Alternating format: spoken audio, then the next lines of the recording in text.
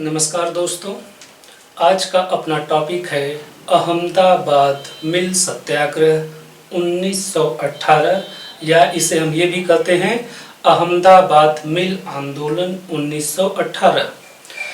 इसके पहले हमने चंपारण सत्याग्रह महात्मा गांधी जी के द्वारा जो चंपारण सत्याग्रह 1917 में चलाया गया था उसके बारे में हम यह जानते थे कि महात्मा गांधी द्वारा देश में किसानों से संबंधित पहला स्थानीय सत्याग्रह चंपारण सत्याग्रह था, जबकि यह देश में मजदूरों से संबंधित मजदूरों की समस्याओं से संबंधित पहला स्थानीय सत्याग्रह अहमदाबाद मिल सत्याग्रह 1918 है।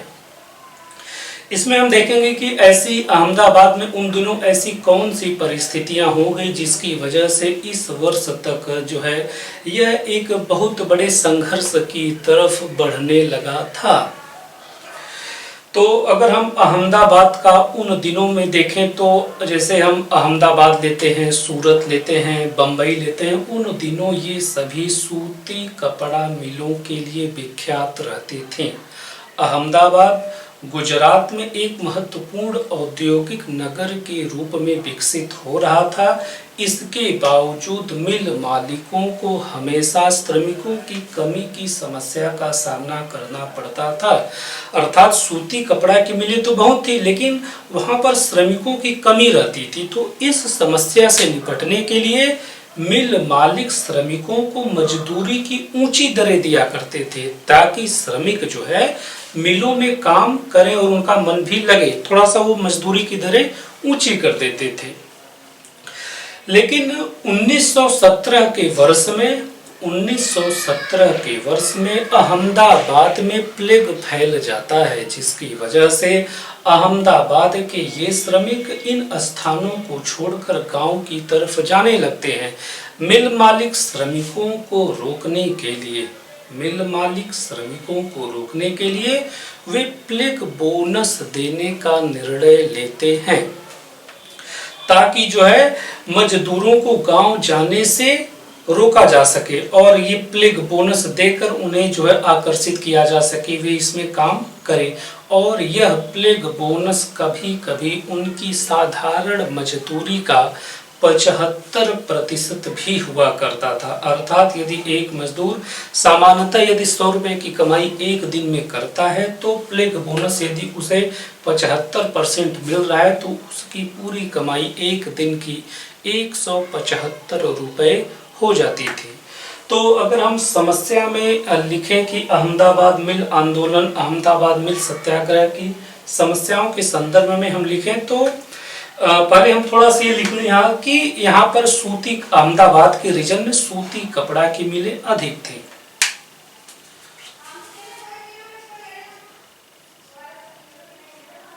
सूती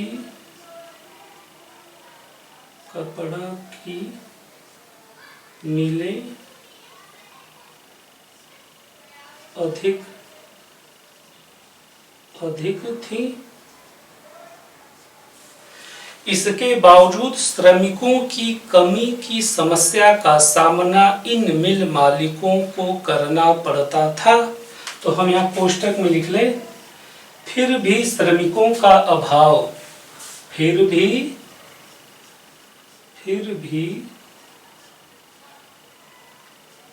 श्रमिकों का अभाव। अब 1917 के वर्ष में घटना क्या घटती है कि अहमदाबाद में प्लेग फैल जाता है। तो यहां हम लिखें प्लेग महामारी 1917। अब इसकी वजह से श्रमिक अहमदाबाद को छोड़कर जाने लगे। मिल मालिक 75% तक बोनस देने को तैयार। तो इसकी वजह से जो है अब ये श्रमिक मिलों में काम करना शुरू भी किए और वे जो है वहां रुके भी। लेकिन जैसे ही 1918 का वर्ष आता है, प्लेग समाप्त हो जाता है, जैसे ही 1918 का वर्ष आता है और प्लेग समाप्त हो जाता है तो मिल मालिक इस प्लेग बोनस को वापस लेने का निर्णय लेते हैं, लेकिन जो श्रमिक थे वे इस निर्णय का विरोध करते हैं कि ये जो प्लेग बोनस आप वापस न लें। श्रमिकों का तर्क ये रहता है कि प्रथम विश्व युद्ध की विभीषिका की वजह से आम खाने पीने की चीजें, नमक हो चाहे दाल हो चाहे लोहा हो चाहे मिट्टी का तेल हो, इनके दाम ऊंचे हो गए हैं, इसलिए यह भत्ता या यह प्लेग बोनस उस जो ऊंचे दाम हुए उसकी पूर्ति करता है। तो कहने का मतलब यह है कि जब प्लेग बोनस को वापस लिए जाने का निर्णय लिया जाता है तो श्रमिकों और मिल मालिकों के बीच गतिरोध की स्थिति आ जाती है। तो फिर इसके बाद हम लिखेंगे 1918, जब यह महामारी समाप्त हो गई, महामारी समाप्त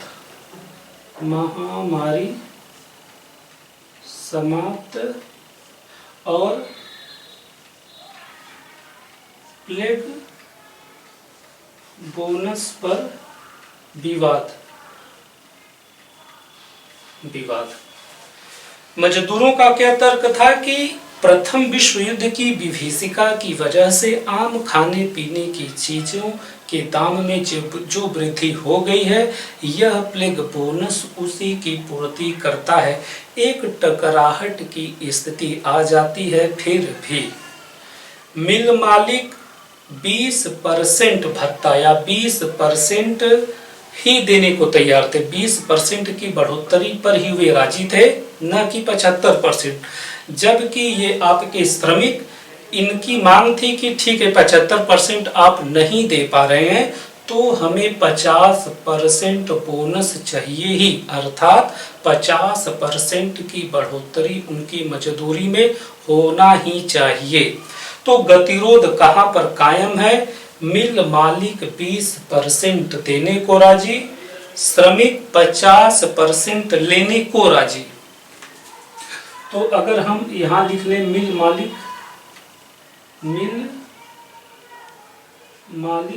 और इधर हम लिख दें श्रमिक, ये 20% देने को तैयार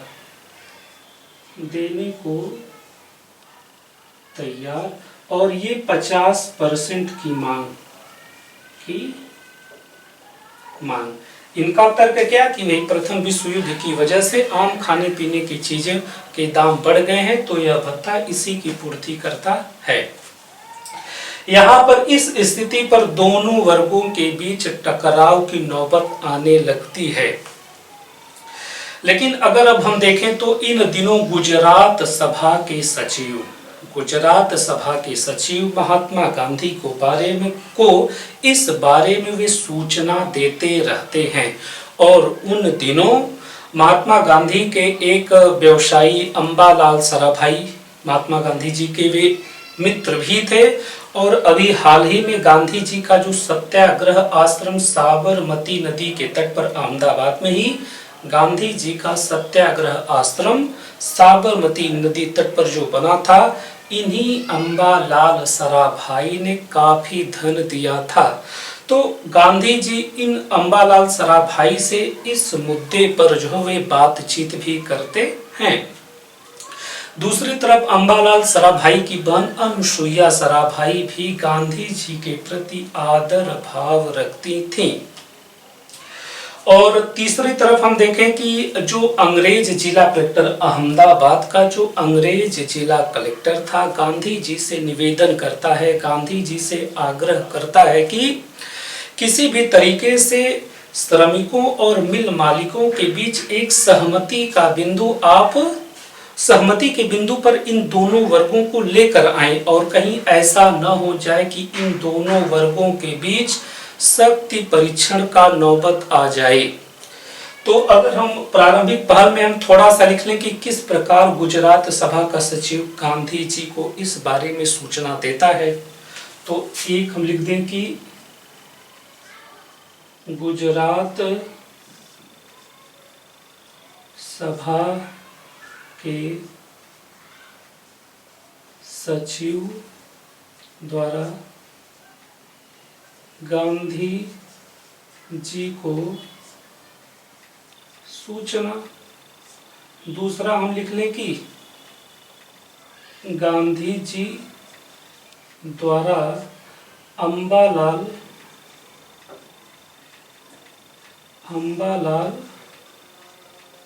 साराभाई से इस मुद्दे पर बातचीत। इस मुद्दे पर बातचीत। इन्हीं अंबालाल साराभाई ने गांधी जी के साबरमती आश्रम के लिए जो है पैसा इन्होंने दिया था। और तीसरा हम लिख लें कि अहमदाबाद अंग्रेज जिला कलेक्टर के द्वारा गांधी जी से आग्रह कि इन दोनों के बीच कोई एक समझौता करवा दीजिए और कहीं ऐसा न हो जाए कि मिल मालिकों और श्रमिकों के बीच शक्ति परीक्षण की नौबत आ जाए। तो यहाँ हम केवल लिखेंगे कि अंग्रेज जिला कलेक्टर द्वारा गांधी जी से आग्रह। अंग्रेज जिला कलेक्टर द्वारा गांधी जी से आग्रह। गांधी जी मजदूरों से और श्रमिकों से बातचीत करके इन दोनों वर्गों को जो है इस पर तैयार कर देते हैं कि ये जो भी पूरा प्रकरण है कि 20% जो है मिल मालिक देने को तैयार, श्रमिक 50% लेने को तैयार, यह संपूर्ण मामला हम एक मध्यस्थता बोर्ड के पास लेकर जाएंगे। मध्यस्थता बोर्ड जो भी निर्णय देगा उसे दोनों पक्ष मानेंगे। इस मध्यस्थता बोर्ड में 3 सदस्य श्रमिकों की तरफ से रहेंगे, 3 सदस्य मिल मालिकों की तरफ से रहेंगे और इस मध्यस्थता बोर्ड की अध्यक्षता अंग्रेज जिला कलेक्टर करेगा। तो अगर हम यहाँ चौथे में ये लिख लें कि मध्यस्थता बोर्ड का निर्माण, मध्यस्थता बोर्ड का निर्माण, इसमें आपको ये जोड़ना है कि 3 सदस्य श्रमिकों की तरफ से, 3 सदस्य मिल मालिकों की तरफ से और इसका अध्यक्ष अंग्रेज जिला कलेक्टर होगा। गांधी जी श्रमिकों की तरफ से एक सदस्य के रूप में इसमें नामित हुए थे। 2 और सदस्य श्रमिकों की तरफ से तो रहे होंगे, लेकिन गांधी जी श्रमिकों की तरफ से एक सदस्य के रूप में नामित हुए थे। तो यहाँ पर हम जो है कोष्टक में लिख लें कि गांधी जी श्रमिकों के प्रतिनिधि के रूप में, गांधी जी श्रमिकों के प्रतिनिधि के रूप में। इस मध्यस्थता बोर्ड में मैं एक बार फिर बताऊं, 3 सदस्य मिल मालिकों की तरफ से होंगे, 3 सदस्य श्रमिकों की तरफ से होंगे। इसकी अध्यक्षता अंग्रेज जिला कलेक्टर करेगा। श्रमिकों की तरफ से एक सदस्य के रूप में गांधी जी खुद गए थे।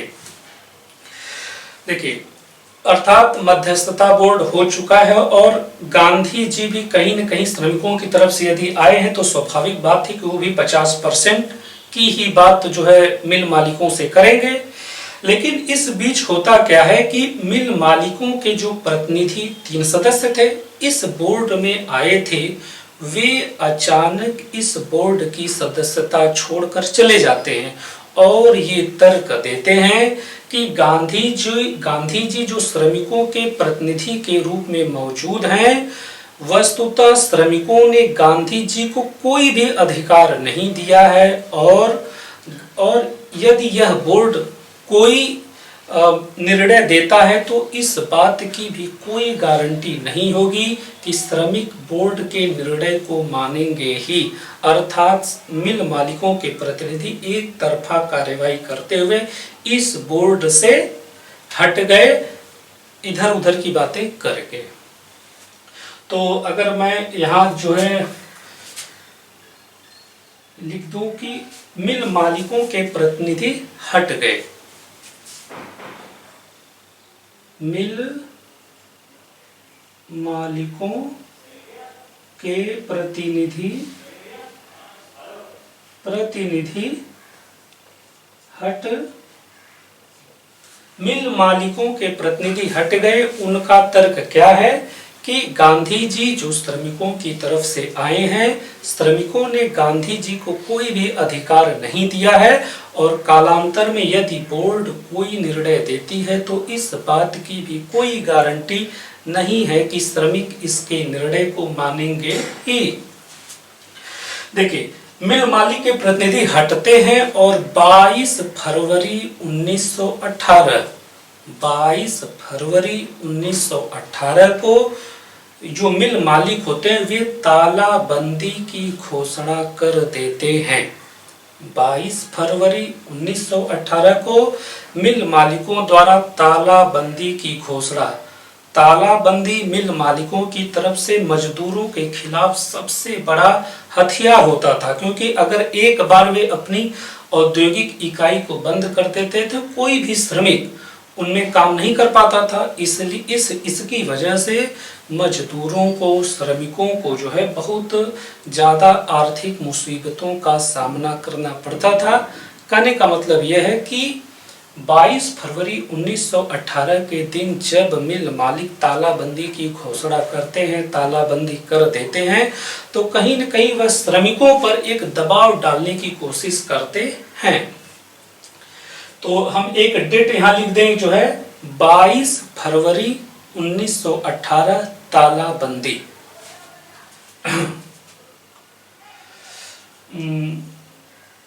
22 फरवरी 1918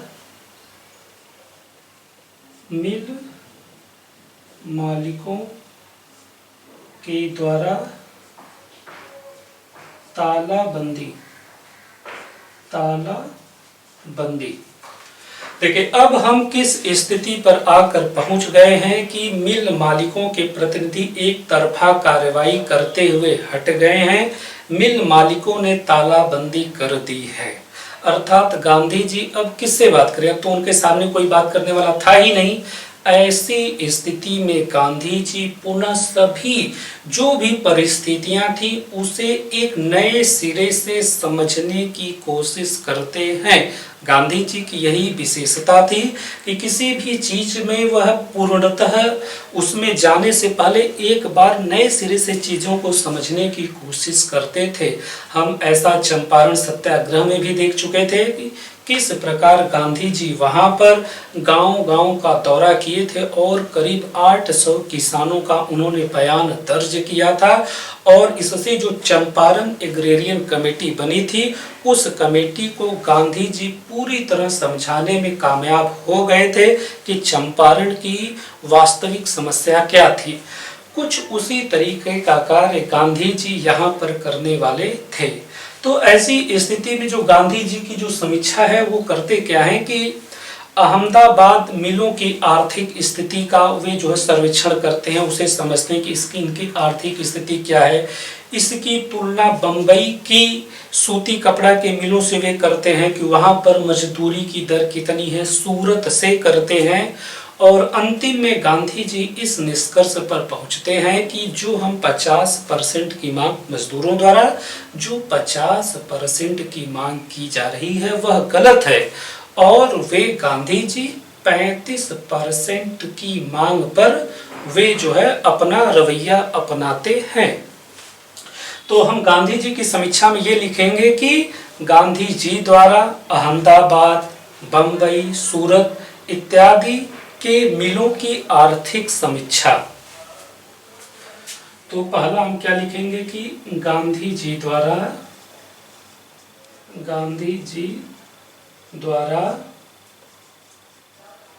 बम्बई, सूरत, अहमदाबाद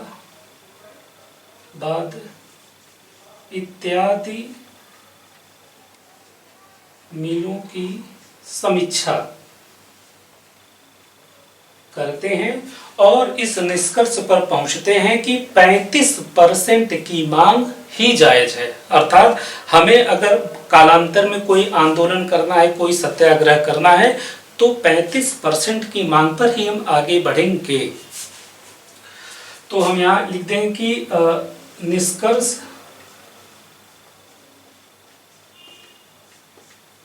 35% की जो है बढ़ोतरी की मांग, बढ़ोतरी की मांग, अर्थात जितना भी उन्हें वेतन मिलता था उसमें 35% की बढ़ोतरी कर दी जाए। गांधी जी इस निष्कर्ष पर आ जाते हैं। अब इसके बाद गांधी जी द्वारा सत्याग्रह की घोषणा कर दी जाती है। गांधी जी द्वारा इस क्षेत्र में श्रमिकों की सभाएं वो आयोजित करते हैं। साबरमती नदी के तट पर वे श्रमिकों को बुलाते हैं, उन्हें शपथ दिलाते हैं कि हम इस 35 जब तक कारखाना के जो मालिक हैं वे 35% अतिरिक्त भत्ता यदि नहीं देते हैं तब तक हम कारखानों में नहीं जाएंगे। वे गांधी जी मजदूरों को एक तरीके से इस पर अडिग करना चाहते हैं कि जब तक मिल मालिक 35% अतिरिक्त देने की बात स्वीकार नहीं करते हैं आप लोगों को कारखाने में नहीं जाना है। तो अगर अब हम टकराव में देखें तो हम देखेंगे कि गांधी जी द्वारा मजदूरों के लिए सभा का आयोजन, पहले गांधी जी द्वारा सत्याग्रह की घोषणा, गांधी जी द्वारा सत्याग्रह की घोषणा, आधार 35%, और इस संदर्भ में वे क्या करते हैं, सभा, फिर वे जो है अखबारों में अपने लेख लिखते हैं, लेख लिखते हैं, मजदूरों को शपथ दिलवाते हैं, देखिए इसी समय अनुसुईया सराभाई जो कि अंबालाल सराभाई की बहन थी, अनुसुईया सराभाई गांधी जी का इस मुद्दे पर पूरा वे सहयोग करती हैं। इस संदर्भ में वे दैनिक बुलेटिन भी निकालती हैं। तो हम यहाँ क्या लिखें कि अनुसुईया सराभाई द्वारा इस संदर्भ में दैनिक समाचार निकालना, अनुसुईया सराभाई द्वारा अनुसुईया सराभाई द्वारा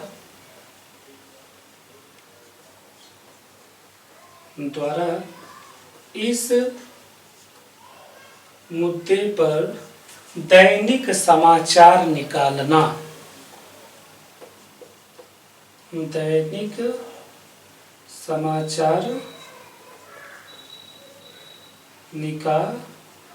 निकालना। देखिए ये सब इशू चलता है, गांधी जी सत्याग्रह की घोषणा करती हैं, मजदूरों को शपथ दिलाते हैं, अनुसुईया सराभाई दैनिक समाचार निकालती हैं, पूरा ये माहौल बनाते हैं।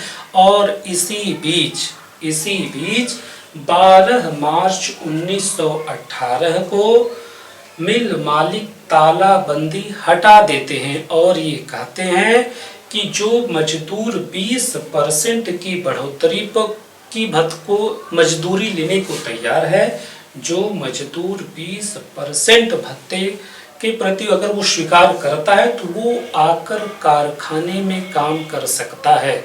यह टाइम है 12 मार्च 1918 का।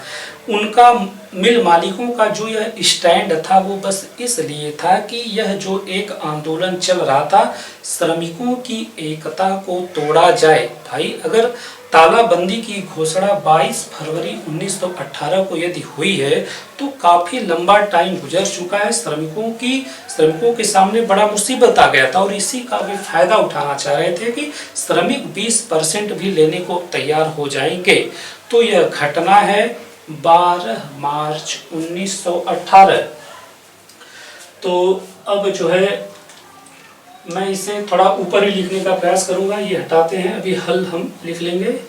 तो यहाँ क्या है कि चौथा 12 मार्च 1918, 12 मार्च 1918 के दिन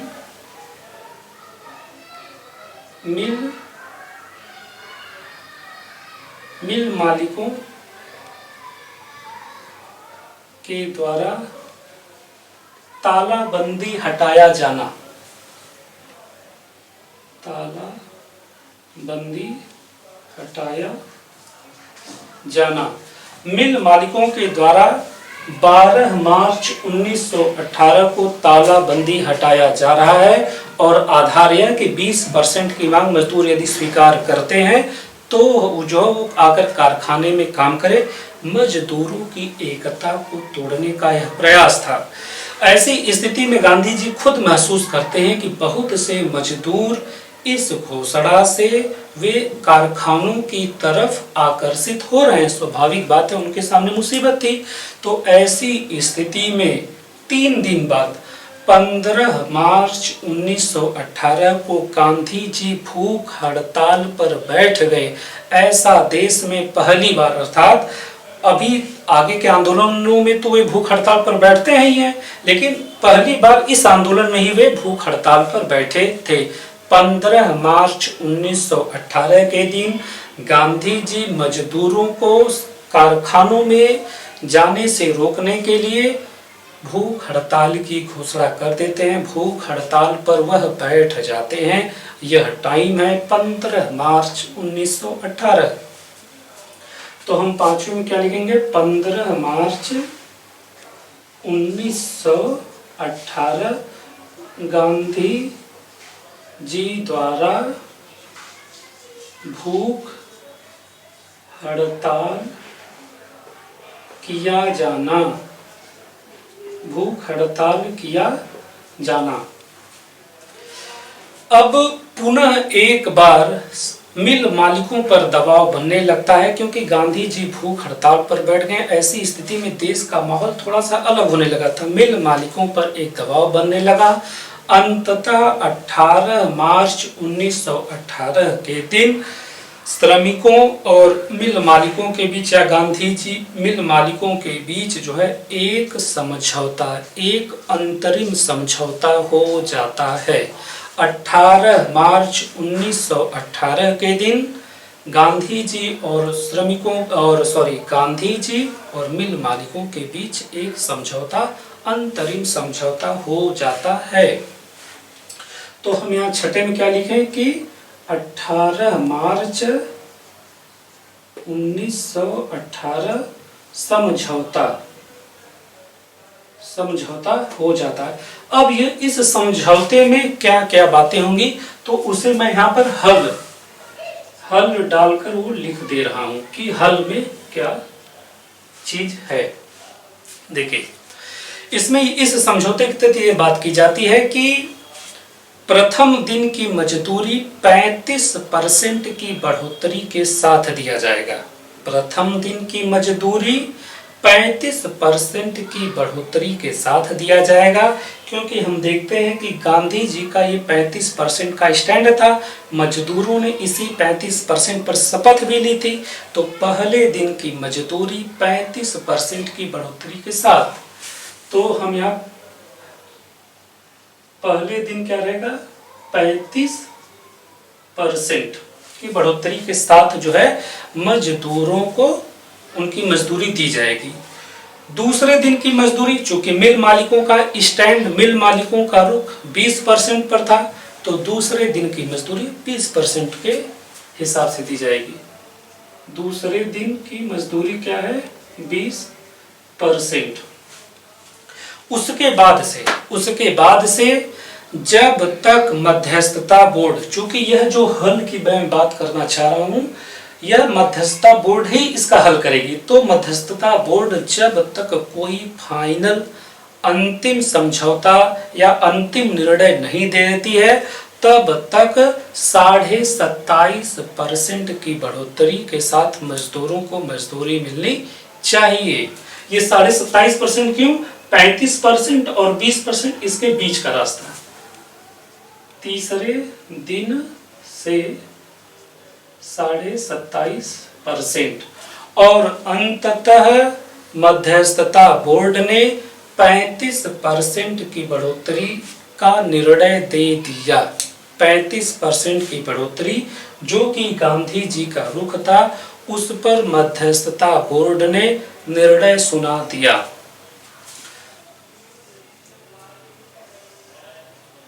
35% लगातार कर दिया गया, 35% लगातार कर दिया गया। ये आज आपका अहमदाबाद मिल सत्याग्रह पूरा हुआ। धन्यवाद।